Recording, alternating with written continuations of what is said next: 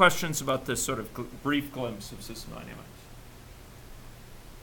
Very, very, very brief. So we'll come back to this. We'll work a lot in this frame. Yeah, Benson.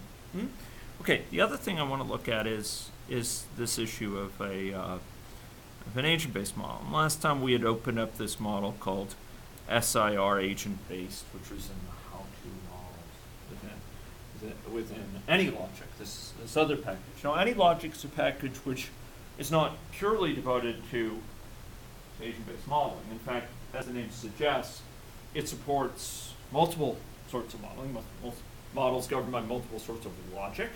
All of them, ladies and gentlemen, are dynamic models. What do I mean by a dynamic model? You can remind us. Yeah, the state of the population evolves over time. So it's simulating behavior over time, and in fact, the state of the population evolves over time through the course of the model. Typically, in these models, we don't have a nice formula that tells us how is, we can't write a formula involving sines and cosines and exponentials and whatever other functions are involved. We can't write an explicit formula for this. Instead, what we have to do is we have to, it's like a differential equation. We can specify how it changes over time. So with a differential equation we saw last time, again, like dx dt equals some function of x and y, and dy dt equals some function of x and y, and some function g of x and y.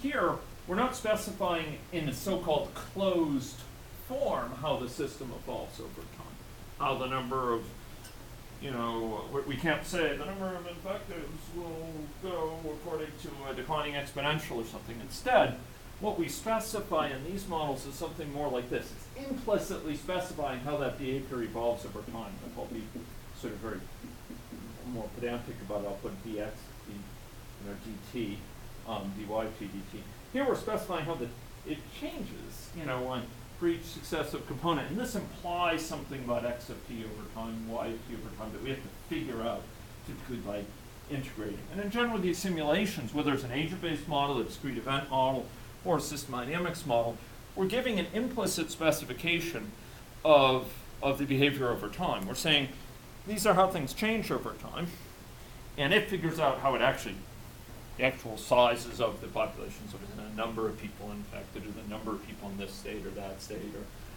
the amount of people that are in the subway area at a given time. That's all implicit. We're just specifying components that allow it by simulation to figure out actually the state of the population over time. We're not actually specifying precisely in closed form how that population evolves over time. So agent-based or AnyLogic supports three types of modeling: system dynamics, discrete event modeling, and agent-based modeling. All three are dynamic modeling methodologies. And if you look over on the right-hand side here, you'll even find system dynamics, elements, stocks, flows, etc. We'll see that later, because one of its most powerful features is creating hybrid models that weave together two types. For example, you can have agents who have stocks and flows in those agents, or agents who are contributing to the dynamics of stocks and flows at a high level. Here, however, we looked last time at a particular type of model, this SIR agent-based model, which is an agent-based model. And what we saw is a sort of space where we had susceptible, infected, and recovered. And you remember that within this space, we had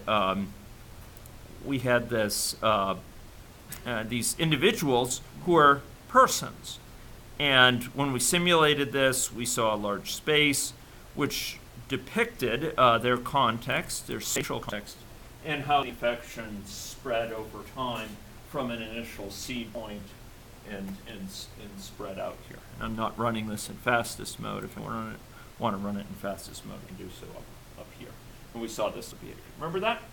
This is just 2 days ago. Okay, so within this context, we have a population of individuals. We didn't really look at this, but there's a population of people.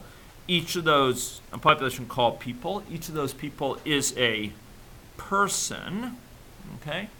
And each person, if we double-clicked on it, we could see there are some rules, as it were, governing them, as described abstractly in a state chart.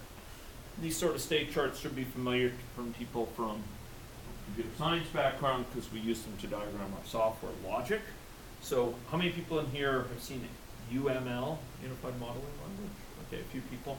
So these are used in that context. In fact, this particular diagrammatic representation is well represented in UML. And in fact, there's other components of AnyLogic that makes use of other types of UML diagrams. In this case, we have persons evolving according to the state chart, and those individuals are embedded into the population. So we have quite a big difference from the system dynamics in terms of how the model is realized.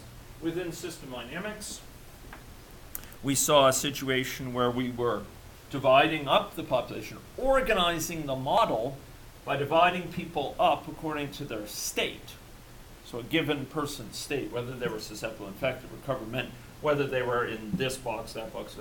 And for each of those types of states, in general, it's not just state, but sort of their properties, we would record how many people of that sort there were. Okay. So they might have susceptible men, infected men, recovered men, susceptible women, infected women, recovered women. Those might be different boxes. They'd be linked into some common things because one could catch the infection from another. But we'd be separating them by their characteristics, by their state and their other characteristics, male, female, for example, counting the number of individuals in each category. By contrast, in an agent-based model, we're dividing up the population into individuals, and each individual keeps track of their state and their other characteristics. Sort of orthogonal to each other. They're kind of duals of each other in a way. We saw that this sort of agent-based modeling could also describe, say, an infection spread process, but also capture the spatial nature of that process, spreading out over space. Now, all that was well and good. Any question about this sort of agent-based modeling that we could bring to the fore before I start talking about the modeling process and its relevance to this? Question? We're going to, of course, spend a lot more time with this. But any initial question? Question? No? Question? Okay. So, here we go.